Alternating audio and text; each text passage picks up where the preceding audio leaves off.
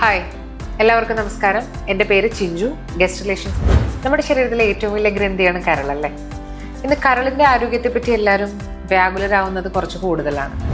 കരളിൽ വരുന്ന അസുഖങ്ങൾ, അതിനെ പ്രതിരോധിക്കേണ്ട മാർഗങ്ങൾ, ചികിത്സാ രീതികൾ, അതിനുശേഷം അതിനെക്കുറിച്ചുള്ള റിക്കവറി, ഇതിനെപ്പറ്റിയെല്ലാം ആളുകളിൽ ഒരുപാട് ധാരണകളും മിഥ്യാധാരണകളുമുണ്ട്. ആർക്കെല്ലാമാണ് ലിവർ ട്രാൻസ്പ്ലാന്റ് ആവശ്യമായി വരുന്നത്? ഏത് ഘട്ടത്തിലാണ് ലിവർ ട്രാൻസ്പ്ലാന്റ് ചെയ്യേണ്ടത്? ആരാണ് ഡോണറായിട്ട് മുന്നോട്ട് വരേണ്ടത്?